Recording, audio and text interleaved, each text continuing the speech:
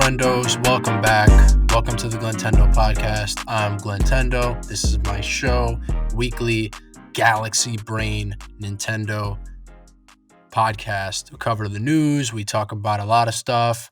And this week on episode 10, where the theme seems to be this is the week of crazy good games that are overlooked. And so I'm going to be selling you real hard. I'm going to be grilling you guys, making you guys make good decisions with your life. Take some of those COVID bucks and put them towards the right things, bro.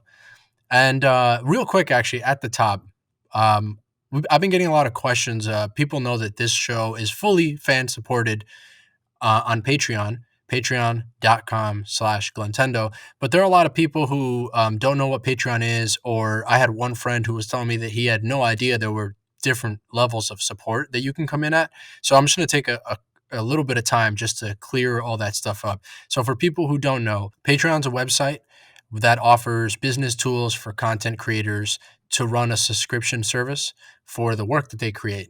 It helps creators and artists earn monthly income by providing rewards and perks to their subscribers. So it's a really, really cool website because it's one of the rare instances where you can directly, support the art that you want.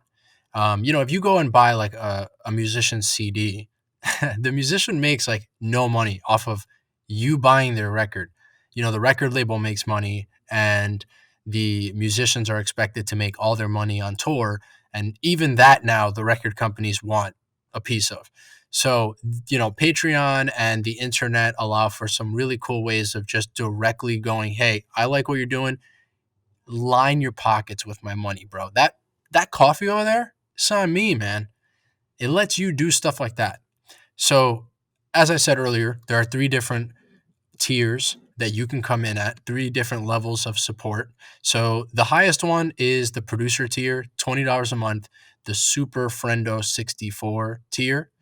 And that tier offers early access and you get a shout out on every single episode. If you guys have heard the previous episodes, you hear at the end, there are 2 show producers that I always shout out. And so, yeah, that's the $20 per month. That's the highest tier. Most Patreons actually, have really expensive high tiers. But for what we're doing, I feel like this is a pretty fair amount. And it's honestly very generous for people to come in at a Super Friendo 64 level. And then the middle tier is the Super Friendo $5 a month tier. And that's basically, so you get early access. All tiers give you early access where you can listen to the show every Friday, the second it comes out. Everyone who isn't a supporter, they get the show on Mondays for free.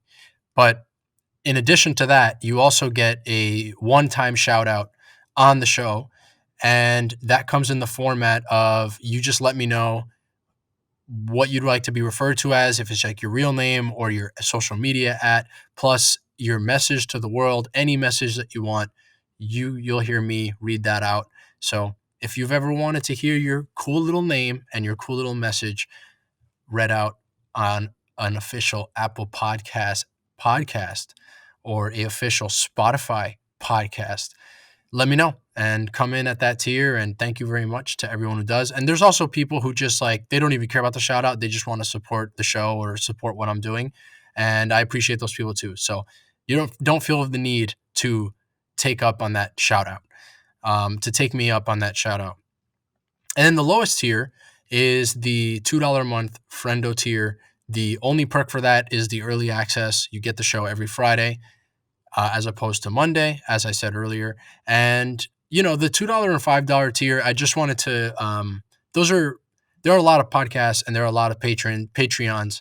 There's a lot of artists that I support at those levels. I feel like these are the best tiers because the thing is that, throughout the month, you're going to buy a couple things and you might pay like $5 or $2 in taxes and for something else. Like you don't even think about that kind of money. But on my end, for any artist, $2 and $5 a month, even though you don't really feel it and you don't even notice it leave your bank account, it really helps the show and helps us a lot. So it goes a long way over time. Like I said, there are a lot of artists that I support at the $2 and $5 level. I have a few things that I'm working on to improve the perks of supporting the show. Right now, it's mostly early access and different versions of shoutouts.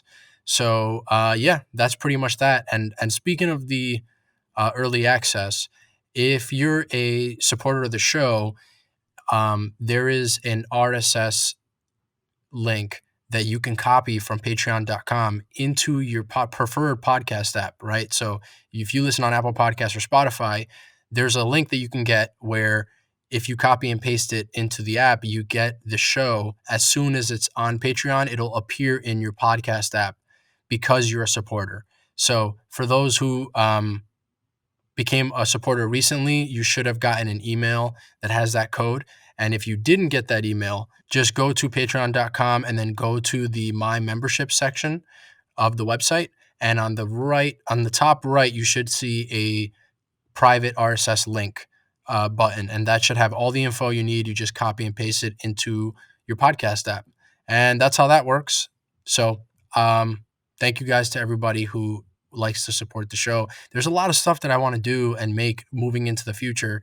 Not just the podcast. This is really just a start for me, and I'm really trying to build like a platform to build more stuff and not just video game stuff. So everyone who's jumping in this early, you guys are the best. You guys are actual real life friendos now and hopefully forever. So this week has been pretty funny for me because I've succumbed to some deep nerd dweeb stuff. Like if you listen to the show, right, and you're a Nintendo nerd, you're already a geek because you listen to this show, right? So like there aren't a lot of people out there who like video game podcasts or want to hear about video games to the degree that we do. So we're already kind of just nerdy inherently. But man, this past week I went down the hole. I feel like a real deep nerd now because okay, so I was on my Twitter and I was scrolling through my feed and someone posted like a Pokemon card or something, and they were like, "Oh, this card is worth a lot of money." And I was like, "Oh my god, that card is really expensive." And then I look at it and I'm like, "Wait a second, I'm pretty sure I own that card." So I was actually at my parents' house a couple days later, and I pulled out all my old Pokemon cards. And I used to be like really obsessed with the first and second generation of Pokemon cards. I really went out of my way to collect all of them through trading and booster packs and stuff. And then even like as an adult, when I got like my first job ever, I was only missing one or two cards from those first two generations. So I actually went on eBay and I remember buying a bunch of cards that just to complete my collection. But I had kept them in good condition and I had stored them away and I always kept track of them through the years. Like I always knew where they were. I just made sure that they didn't get lost or anything. And so I grabbed a bunch of them and I started looking through them. And then I started looking up like, oh, this one's worth this amount. And dude, some of the cards that I have are worth a lot of money. But the caveat, the thing that I had to like find out the hard way is that you can't simply just grab your card, look up how much it's worth, put it on eBay and sell it.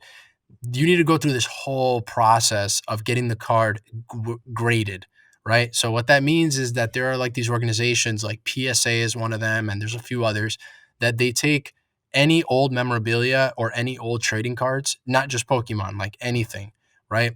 And they grade it based off of the condition. And so if you have like a perfect 10 like mint condition X, Y, and Z card, it's worth like $5,000. Some of the ones that I have, I think the most expensive one that I have is $2,000 if it's perfect. I actually took care of my cards pretty well, but I don't know how many of them I would say are going to be like a 10. So now I'm going through this whole process and it turns out like you have to mail them out and stuff and I'm not going to do that. Like mailing out cards in this time, like my local post office has actually been a wreck. It's been taking like weeks and weeks to get mail. So, and sometimes, sometimes, dude, my building is so in disarray since COVID, and the post office has been so overwhelmed that for weeks at a time, I swear to you, this is true. The mailman would show up and he would literally dump all the mail on the floor of the lobby of my building. So I would come home and I'd have to look through a pile for my name and trying to find stuff. So it's been a nightmare. So I decided, you know what? I'm not actually going to send these cards out. Like, God forbid I just lose like $10,000 worth of cards in the mail during COVID and during this election and everything. So the one thing that saved me is that there's actually a PSA office like an hour and a half away from where I live. And so I can just take it to them in person and drop it off. So I'm gonna do it that way. I actually don't know if I'm gonna sell any of the cards. I think I might just like get them graded to know how much they're worth or what condition they're in, and then just keep them for a while because who knows? Like maybe they'll become really, really valuable much later. Like right now, if something's worth $2,000, like maybe it'll be worth 5 or 6 later. I've already waited this long. Some of these cards I've had for, easily 15 years. You know what I mean? Like I've had some of these cards since I was a baby. So so yeah, I'm in the deep nerd vibe right now. All right. I'm vibing with like the deepest nerds. You guys listen to this Nintendo podcast. So you guys are definitely nerds, but even you guys are like looking at me like, damn, bro, like Pokemon cards, that's a bad vibe. You're deep in the nerd, bro. You're deep in the geek vibes. So in on the video game front, I've been playing. You already know because I've been waiting for this day for a very long time. I've been talking about this game for a very long time. It is here. Pikmin 3 Deluxe on the Switch. It's beautiful. It's great. It's been getting great reviews. Merry Pikmin Day to you and yours. May you guys prosper in this lovely Pikmin season, bro. I'm so excited about this game. I've been playing the crap out of the demo. The demo came out earlier this week, and then we have the actual game, and it's so good. So we're going to talk a lot about Pikmin 3, but I actually want to take a different angle on it. You guys already know that this game has been reviewed really well. I've talked about how much I love it. It's my favorite Wii U game.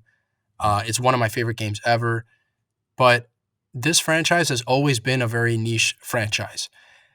And I wanted to talk about the series as a whole because I know that even hardcore Nintendo guys, a lot of people have not played any game in this series. So I really want to just take it back to square one and explain why Pikmin as a series is so great and Pikmin 3 why it's the best one in the series. And despite the name, I actually hate that they call it Pikmin 3 because you don't need to have played 1 and 2 to enjoy this game. They don't do this with like Zelda games. They don't say Zelda 8 and Zelda 9. They all have their own title, and they should just do that for Pikmin because you you don't need to have played 1 and 2. So I don't even like people knowing that it's a third one as if it's all connected. It's not a trilogy, okay? It's just a great game. It's just 3 great games in a row. So let's go back. Let's talk about what is Pikmin. Why should you give this game a chance? So Pikmin was created way back in 2001 as a launch title for the GameCube. And it was created by Shigeru Miyamoto, the same creator of Super Mario and Zelda, Star Fox, and Donkey Kong. And the legend has it that, he got really into gardening around that time and he was gardening in his backyard. And Miyamoto's known for making games out of his hobbies. And so he's gardening, and I don't know if he, licked a mushroom or something, but he just starts seeing these little plant-like creatures crawling around and decides to make a game about it. So the game Pikmin is named after the creatures in the game. They are these little plant guys. I'm sure you've seen them. If you're a Nintendo fan, especially in the Smash community, I don't need to explain what Pikmin look like. You've definitely seen them. They're these little tiny plant guys, and despite how big they are in Smash, they're actually canonically they're supposed to be like the size of an ant, and they're very much like ants. They work together. There's thousands of them, but you actually don't even play as a Pikmin. You play as Captain Alamar, and he is a astronaut who crash lands on a planet, and he has to reassemble his rinky-dink rocket ship to go back home. And when he crash lands, the pieces go scattered all over the planet, and he stumbles upon these creatures that he can command with the little whistle that's built into his astronaut suit. And so, yeah, that's the game. And the premise of the game is basically to collect these things. And that same kind of basic framework is Pikmin 1, 2, and 3. You're collecting these different things using the Pikmin army. And what makes this game really, really fun is that you have to grow and manage this army of 100 Pikmin, and you have to delegate, like, oh, I need to put 10 over here to do this, but wait, what if I put 2 here, and by the time that the other 10 are done, I can do this other thing. And it becomes this awesome thing where you're creating these like 4 or 5 different conveyor belts at a time, and you're micromanaging and you're multitasking. And when things start working in that game, it is so much fun. It's so fun. It's just resource management and strategy. So a lot of people like to call Pikmin like an RTS game, a real time strategy game, but and it technically is in a lot of ways. It definitely looks like that's what it is. But that's kind of like calling Mario Kart a racing game, or calling Smash a fighting game, or calling Splatoon a shooter. Like technically they do, but they kind of barely fit into those genres, right? So Pikmin's barely an RTS game. You know, it's not really like StarCraft, and it's not really like Warcraft or any of those types of games. This is just a really, really unique series. There's no game like it, and just like it doesn't really fit into a genre, it's super unique. And I definitely think that if you're someone who just wants to play something that's fun, something really unique, something that's strategy driven, and that has all the charm of like a classic Nintendo property, you have to try this game. This game is just so great. So that's how Pikmin started way back on the GameCube in 2001. Then it received like a sequel in 2004. And then we didn't see the series at all on the Wii. They just re released Pikmin 1 and 2 on the Wii with the Wii remote controls. And then finally, we got Pikmin 3 on the Wii U. That was 7 years ago. And now we have the port of that Wii U game on the Switch.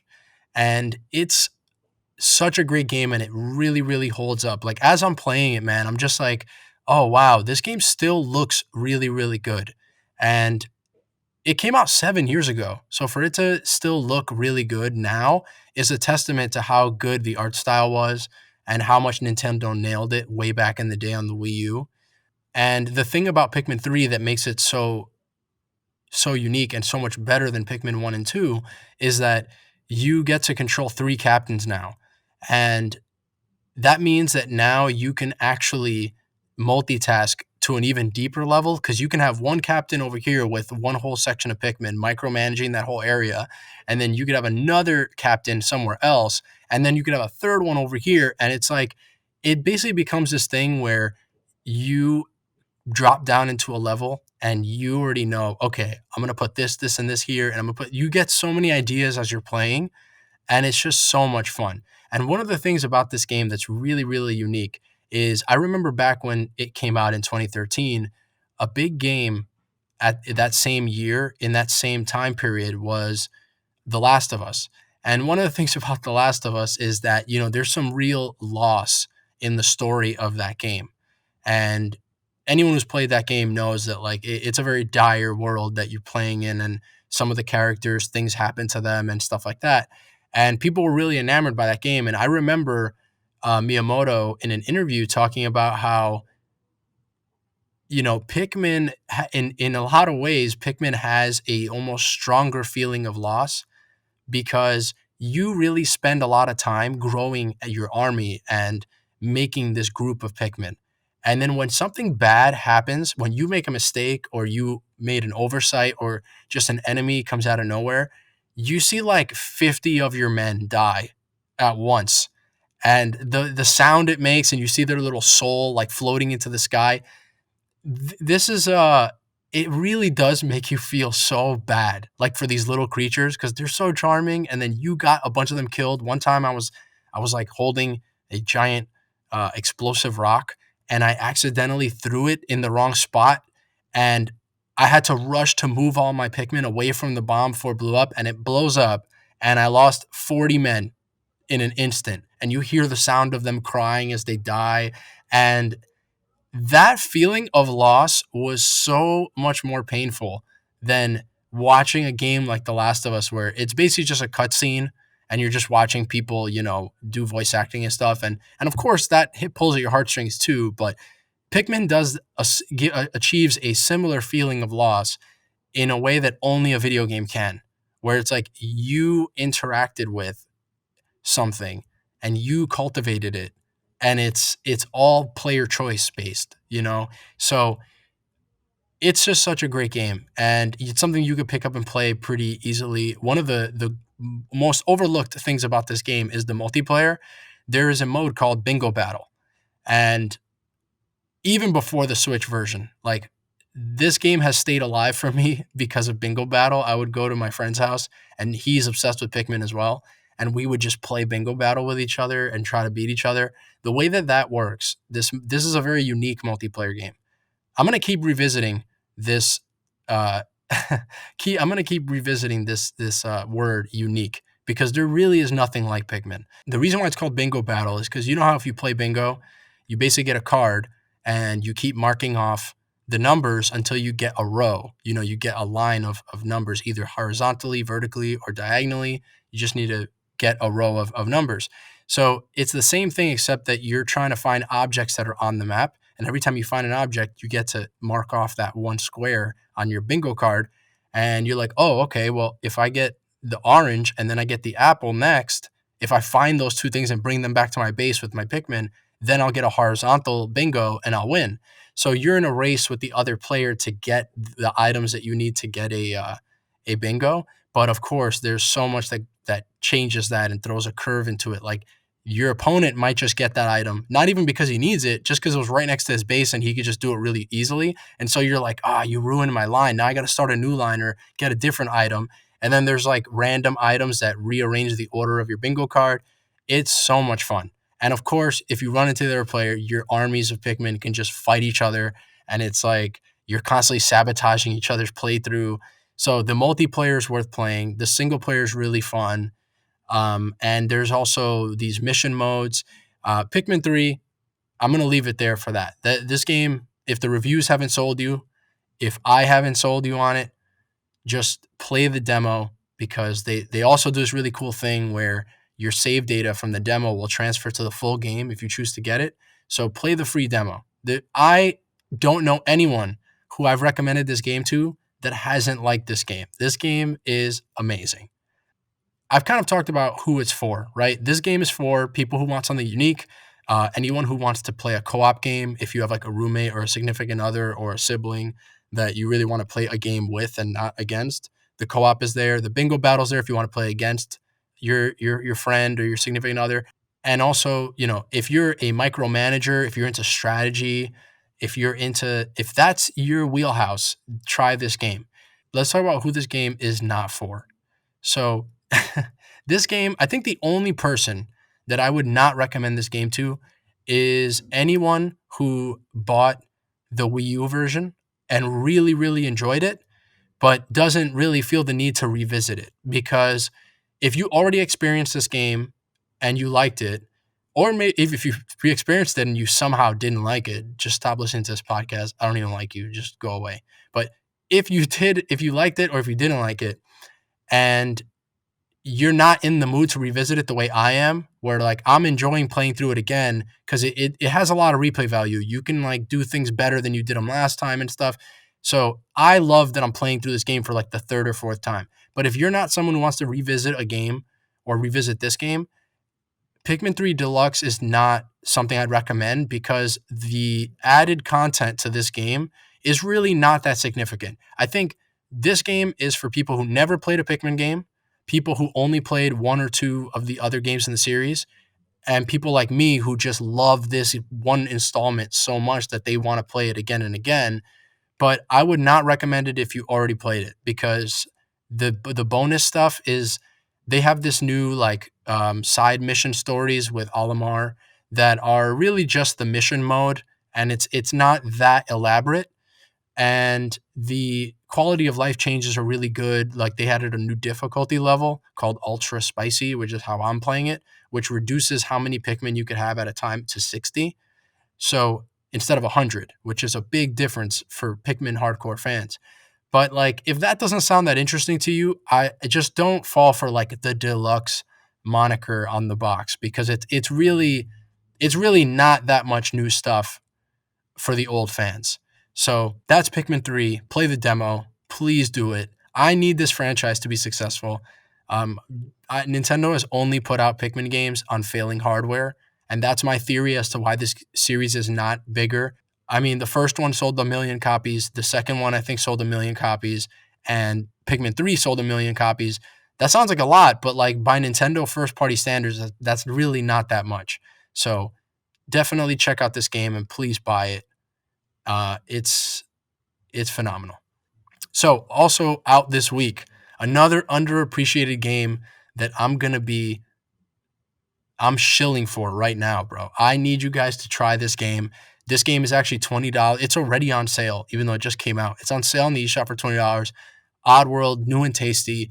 It's a remake of Oddworld Abe's Odyssey, which originally came out for the PlayStation in 1997. This remake has improved graphics, pretty much the same game, but just improved graphics. And it's a cinematic puzzle platformer where you play this as this character called Abe. He's basically a slave that works for Rupture Farms, and it's a very imaginative world. One day Abe is, he's mopping as usual, and he stumbles upon a board meeting where the bosses are looking at their profits, and it's like they're plummeting and the business is in trouble. And so one of them has this brilliant idea of taking the workers like Abe and all of his race of people that work for the farm, and they're just going to grind them up and make popsicles out of them. And so Abe is like, I got to get out of here, and he runs out, and that's where the game starts, and it takes you to all these interesting things. From a gameplay perspective, the thing that makes this game really cool is that you can possess enemies, and you have to solve puzzles by possessing different enemies that have different abilities.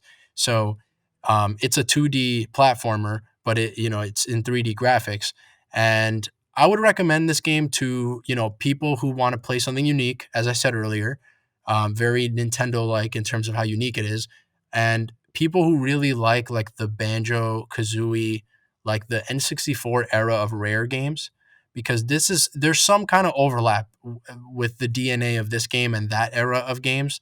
There's something about it that I feel like it appeals to a similar group of people. um, and yeah, like I said, it's on sale right now for $20. The full version's I think only $30. This game is a classic, underrated classic. A lot of Nintendo fans specifically don't know about it because it was a PlayStation 1 game, but I grew up playing this game and it's still great today. It's timeless. So that's underappreciated gem number 2. So moving on, we had a Nintendo Direct this week, and this is the last Nintendo Direct Mini for the year. So we got a lot of cool announcements. I'm not going to go through every single announcement because some of them are not as interesting. I want to put all the time and effort into stuff that really stands out. Um, so Bravely Default 2 is coming out February 26th next year, 2021. It's a JRPG, pretty standard JRPG stuff. So the thing that stands out about this game is that they released a demo back in March, and they asked for feedback from the people who played the demo, and they just kind of like talked about how the fans pointed out like issues with the difficulty and with the pacing of certain things, and they're really taking a lot of fan feedback into account for this game, which is really interesting. I don't know if this is going to become a more common thing for games, but it's I just can't imagine Nintendo ever doing something like this. This is really interesting that they did this. So that's Bravely Default 2. That series started on the 3DS, and they have very strange naming conventions. I think so. The first one's called Bravely Default, and then the second one's called Bravely Second, and then this one is called Bravely Default 2. So very weird naming conventions. Square Enix, I don't know what you're doing with that, but that's Bravely Default 2. Maybe check that out if you're a classic JRPG nerd, dweeb, dork. like some of you guys are. And they talked about Story of Seasons, which is, pretty standard, typical like farming simulation game, kind of in the vein of Stardew Valley and, Harvest Moon. Some people love these kind of relaxing, just farming games. And that comes out March 23rd, 2021. Then they showed Immortal Phoenix Rising, which comes out December 3rd, 2020. Comes out this year, a little over a month from now. And this is like a game that is purposely and shamelessly trying to be very much like Breath of the Wild. If you watch the trailer and even just the reveal, it's a Breath of the Wild like type game. It's very open. You can climb everything. There's a glider. There's elemental things with the environment. Very interesting. Um, a lot of people are talking about this game, and a lot of podcasts and a lot of the gaming journalists. They, what I think of when I think of games like this is people sell it as, hey, if you like Breath of the Wild, then play this. And that stuff never really worked on me specifically because the reason I like Breath of the Wild is because it was very unique. It's even unique for Zelda. You know what I mean? Like it doesn't play like any other Zelda game. So that's the reason I liked it. I don't want something that's trying to be Breath of the Wild. I already have that. You know what I mean? So I get why they make stuff like this. I think there's people on the PlayStation and on the Xbox and maybe on the PC who maybe just didn't have a Switch or didn't want to Switch and didn't play Breath of the Wild. And so maybe it's like, oh, you could play this game that's similar to it. But I've always had a problem with Me Too games like that. You know what I mean? Like this game is like Super Metroid. And it's like, yeah, but I could just play Super Metroid. You know what I mean? I'd rather just play something completely different that there's nothing similar to rather than place 10 games in a row that are all emulating that one game. You know, and so this is the first of the Breath of the Wild likes that we're going to see. There's probably going to be a lot more of these types of games that emulate Breath of the Wild, but as I said in the previous episode, with Genshin Impact, which is another kind of Breath of the Wild attempt. I'm just going to wait for Breath of the Wild 2 or replay Breath of the Wild. I'm personally not interested in Immortal Phoenix Rising. But if you guys are, at me on Twitter, whatever message. I actually want to hear from people who are excited about this game. With Breath of the Wild 2 so imminent, I'm just like, I'll just play something else that's completely unique, like Pikmin 3 or Abe's Odyssey, or the next game on this list, No More Heroes 3. So they showed a new trailer for No More Heroes 3, which is coming out in 2021. Still no specific release date, but I want to talk about this series too. This is another series that is underappreciated, like Pikmin and like Abe's Odyssey. No More Heroes, the series started on the Wii in 2007. It's an action-adventure hack and slash series of games, and it's created by Suda51 and his studio, Grasshopper Studios, and they kind of pride themselves on what they call making punk rock games. And when you play this game, like it's really stylized and it's really funny, and there's a lot of like personality in it. I remember buying the Wii game on release. I remember because I think Suda also made this game on the GameCube called Killer 7, and he made a bunch of other games that was like he was a name at that point in 2007, and him having a Wii exclusive game that looked really stylized, really cool. So you play as this character named Travis Touchdown, and he is a typical like just anime nerd who he likes video games, anime, and wrestling. And he runs out of money one day to buy video games and anime and wrestling. And so he decides he gets the opportunity to become an assassin to make money, right? So it's very comical, and he's a very comical character, a lot of personality. And the premise of the game is that there's like an assassin's tier list. There's like these top 10 assassins, and you need to climb the rank and kill all the assassins. And it's awesome. The art style is really cool and unique, and the gameplay is there's unique elements to it. I wouldn't say that it's the most unique gameplay I've ever seen. It's very like mashy, and then you get to do like a wrestling move on people, and they incorporated the Wii motion controls. So Travis has basically a lightsaber, and he's just chopping dudes up, and then he does wrestling moves on them. It's really fun. It's cool. They actually just released No More Heroes 1 and 2 on the Switch. this week following that Nintendo Direct. They're like $20 each. I definitely recommend you try those games. I think, especially for that price, there's no way you're gonna dislike those games. They're funny, but they're also pretty good. Just solid games. No More Heroes 2 specifically, the thing that jumps out to me about that game has you have to make money, right? So they have Travis Touchdown doing all these odd jobs throughout the game. And all the odd jobs that are like side missions that are not part of the main quest, they are all like retro 8-bit style mini games.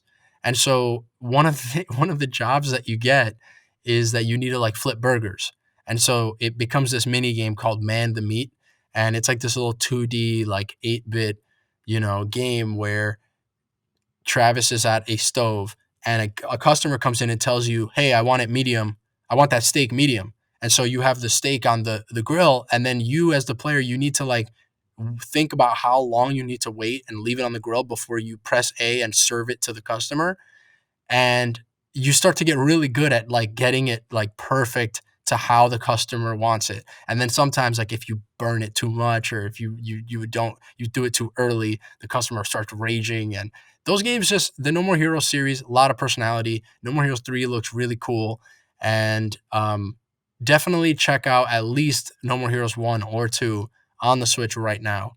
Underappreciated, pretty damn good game. So in the Nintendo Direct, they announced two games for Switch, two pretty big games, Hitman 3 and Control. Now, the interesting thing about these two games is that they're coming to the Switch via a cloud service. So, what does that mean? So, that means that those games will require an internet connection, because you're actually not buying the game. You're just streaming it to your system. There's no game being downloaded to your system at all. It's just being done through the stream. Hitman 3 is coming out at some point next year, but Control launched immediately after the Direct, and we got to try it. And this is actually a very, very interesting experience. So, for people that don't know, Control is a game that came out last year for the Xbox One and the PS4. And it was a lot of people's game of the year. This was a very critically acclaimed game, but the game actually didn't sell that well because apparently like it didn't hit a lot of people's radar. And last year was kind of a soft year for like big game releases, but regardless, people loved this. They loved Control, and now that game is here on Switch. The thing is that the streaming approach to this game is the only way that this game would be coming to Switch, because this game is stunning on the Xbox and on the PlayStation. So I think as of today, actually, the developers at 505 and Remedy, they were talking about how they tried to port this game to the Switch. They looked into it, but that it would require way too much work, and that the only reason it's on the console is through this cloud streaming technology. So this is really cool for a lot of different reasons. The first reason is because the game actually works really well with the cloud approach. So at first, I had some mixed results because I tried to play it as soon as the Direct was over, and it kept saying that the server was busy and there were too many people trying to access it at once, which kind of makes sense. I mean, it just dropped. But I was like, oh, I hope I don't see that later. Like, I hope is it going to be like that 2 hours from now? So I waited a while and I tried it again, and it worked really, really well. I was actually surprised that there wasn't that much input delay and there wasn't any real discernible lag. I'm sure there is, but it wasn't to the point where I noticed it, or it wasn't slowing down the experience. And this is a very moody, single player story driven game. This is a very impressive game for them to pull off through a cloud streaming service. And it worked really well and it looked really good. And I was just really surprised. And the only hiccups I saw were with some audio. Like at one point you get a gun in the game, and when you shoot it, I remember the gunshot sound was always like a little bit off from the actual gameplay, from me actually shooting the gun in the game. And that stuff, I'm not sure if maybe that's something that they can improve as time goes on. But outside of that, even like talking to characters, the sound was pretty much one to one, and I was really, really impressed by this. And now I'm really hopeful that we're going to be getting a lot more of these big games that can't technically run on a Switch, just being streamed to the Switch. The drawbacks to this stuff is there's a few drawbacks. Some people are actually very. This is a hot topic because some people are really opposed to the streaming future of video games. The first and most obvious one is that you need an internet connection at all times. So, for something like the PS4 and the Xbox, that might not be as big of a deal, but for a portable console like the Switch, it can be a little it can be a little rough, you know, because you're not going to be able to play this game on the go unless you tether it to your phone, and even then, your phone's connection needs to be really, really good for you need to make a hotspot with your phone that's like a really good hotspot for this to work on the go. But you also got to consider this would not be on the Switch in any other form. So yeah, it is a little bit of a lower standard, but I mean, it's either that or nothing. There are a lot of big new games that we will not get on the Switch because it's not feasible technically. So if this might be a lane where we can still access some of those big, big games. Um, so the first, drawback is that, you have to have an internet connection and it's a portable console. So that's going to be a little bit of a setback. But the other reason why a lot of people are opposed to this is because you may have noticed that you actually can't buy this game on the eShop directly. The way that they're selling you Control, I've never seen this in my life. They basically sell you a demo. You download a demo. You download a demo and you play the demo, and if the game is testing how good your connection is by you playing the demo, and if it's good enough, it'll let you buy the game, or rather, you're not even buying the game, you're buying a pass to stream the game.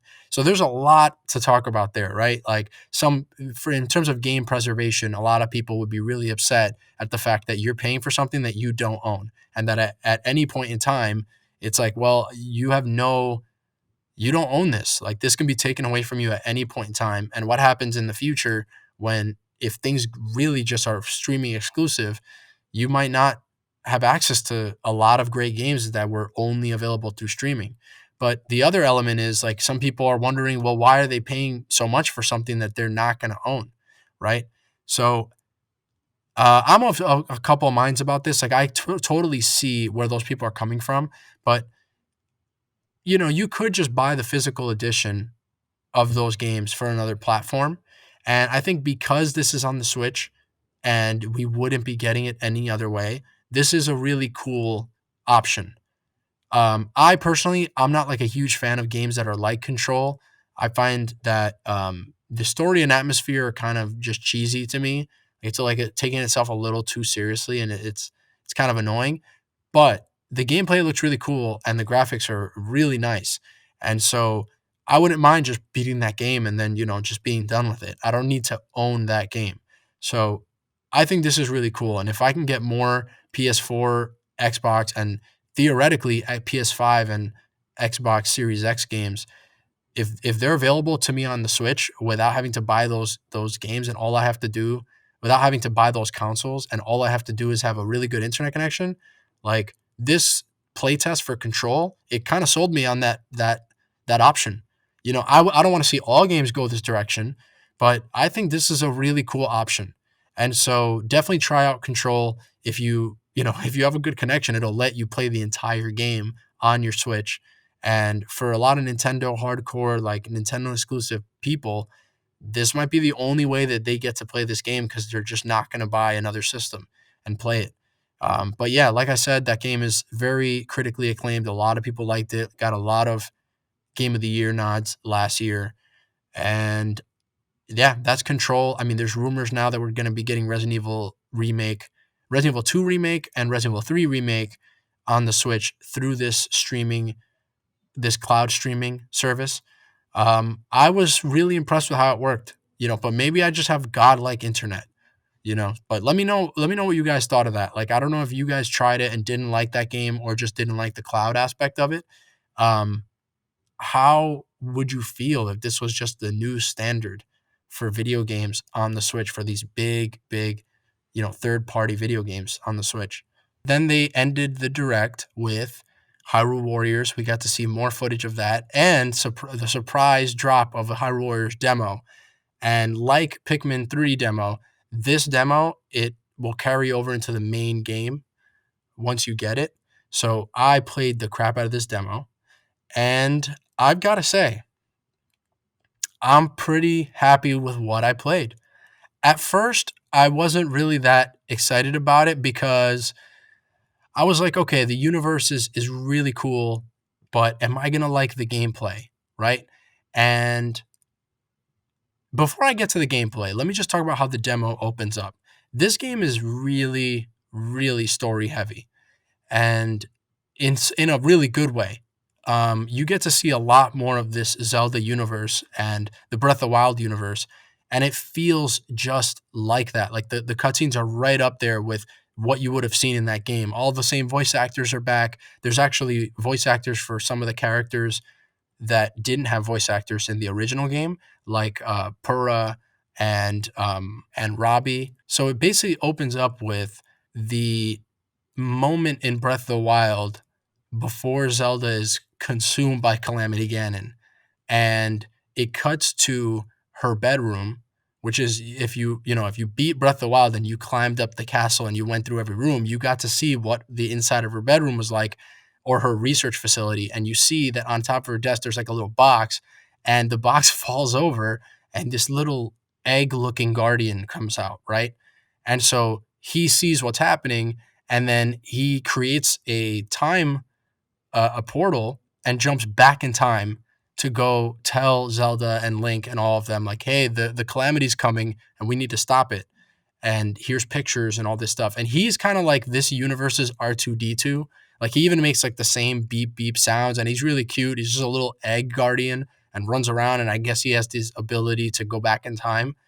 Um, it's a really cool premise, and that opening trailer was really really cool. And yeah, like the game.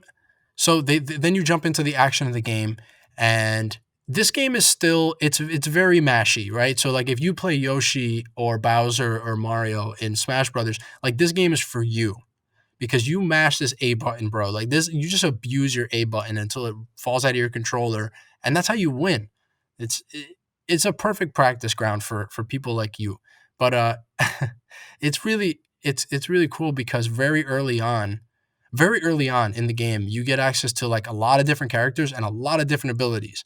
So at first, I was like, okay, I'm just mashing like like a stereotypical Dynasty Warriors game, but then it becomes you start getting all these different abilities that make you think about the fights a little differently. And that's when it starts to feel like, okay, they really put a lot of work into this. This isn't just a mash fest. And then there are certain enemies that actually start fighting back. And you have to think, oh, I need to use the ice block here or the magnesis there. And that's when the game is really starting to feel interesting. The first maybe 5 minutes of the demo, the first 5 minutes of gameplay, you're not super. I feel like it was very like mashy and not really convincing. But then once you get past that first 5 minutes and you start playing as Impa and you start playing as Zelda and you start seeing all the different things you can do, it's really, really cool. And I was actually very, very impressed with it. And um they bring in so many elements from Breath of the Wild. Like they're at a certain point you start to get these different elemental rods, like the fire rod, the ice rod, and the electric rod. And they have a lot of the same chain reactions that you would expect with, how they were in Breath of the Wild. And it's really, really cool. Like the amount of stuff that you can do. Impa's character is amazing. She gets to make like these duplicates of herself and she's just doing ninja stuff. It's really cool. And she has like a flying squirrel glider type thing. Um, there was also this special moment as I was playing it where I'm like, wow, I'm actually playing as Zelda in a game. And it's not like Smash Brothers where, yeah, you could play as Zelda, but you know, this is exactly Breath of the Wild Zelda. The same voice actress, the same art style and everything. It feels really cool to play this play all these characters. Unfortunately, the demo ends at that point, and I didn't get to play as Rivali or Daruk or any of the champions or anything, but the playable characters and how much depth they added to those characters, just the three in the demo, Impa, Link, and Zelda, it made me want to really see what you can do with all the other characters. I think the original Hyrule Warriors had like over 30 playable characters. So this game, I've got to say, man, like this is kind of like Mario Rabbids, maybe a little bit better, but the premise on paper, before you see what it's like, you're like, I don't think I want to play this, man. I don't know if this is for me. And now I'm like, dude, this game actually looks awesome. And this is their big holiday game. So, um, it's great that it's like everyone's pretty positive on it. The other thing that really stood out to me about this game is like the all the things that they incorporate from Breath of the Wild in terms of the presentation, like the main menu, the font, the little buttons when you're selecting stuff. Everything is from Breath of the Wild. It's so cool, man. Like when basically the hub of the game is the Breath of the Wild Sheikah Slate map, and you're just picking which spot you want to go to. And it's just like they show Link on top of a tower in the middle of the Great Plateau, and then you just fly off to which area you want to go to. It's so cool. And they have like NPCs that you can help on the map, and it's the standard Zelda thing where they don't have any voice acting, they just do their patented grunt. You know what I mean? They have all the different things that you expect from Breath of the Wild and from Zelda. It's really cool. The only thing that's missing is, out of all the NPCs, I didn't see the guy.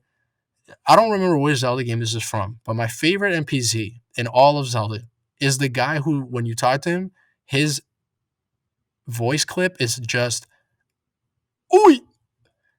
That guy is the best Zelda NPC of all time. I don't know where the "Oi" guy is, but we need to bring him back.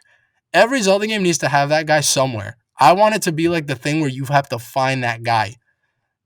It makes no sense. It's literally just you talk to him and he's like, "Oi." If anybody remembers which NPC that is in which Zelda game, I want to say it's from Wind Waker. I want to say it's from Wind Waker, but I'm not 100% sure. The only thing that I'd say about this game that is a little troubling is it has some performance issues. So the graphics are pretty good. It looks like Breath of the Wild, but you can tell that it's actually a little bit it's a little lower resolution, and there's a lot of pop in with this game. Not with the environments, but with the other units that are on the map with you. So there's a bunch of soldiers, and they kind of just like appear and disappear at will. Like I just would turn my camera in place and just not see a guy, and then he would just phase into reality and be like, "Oh no, I'm here, bro." I'm like, "All right, I did not see you at all." And there's also, I don't know if this is because it's a demo or if this is what is going to be in the final game, but there were a pretty significant amount of frame drops. Um, so it's pretty true to Breath of the Wild in that regard. I don't know what the Korok Forest is going to look like in this game because, wow, the frame drops. If it drops frames like this just in the field, dude, the Korok Forest is literally just, your Switch is going to implode, man. But yeah, the demo is out for Hyrule Warriors Age of Calamity. The full game comes out November 20th. So we still have about a month before that.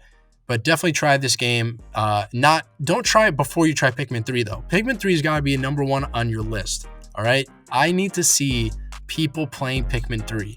Definitely go play those games. Underappreciated, classic video games. Especially if you're a Nintendo fan. You could play these games for so cheap. If you spent $100, you could buy Pikmin 3, Abe's Odyssey, and one of the No More Heroes games, maybe even both of them, for under $100. That's pretty sick. All right? So go do that. I'm going to go try to look up the dude from Zelda that goes, "Oi!" I'm going to try to figure out who that guy is. Because now it's actually starting to bother me that I'm like a Zelda expert. I have my PhD in Zelda knowledge, and I do not remember which game that guy's in. Watch him be from like 5 different Zelda games. That'd be so funny. Like, yeah, he's in all of them already. The "Oi" guy.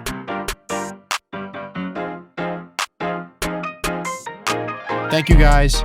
See you next week.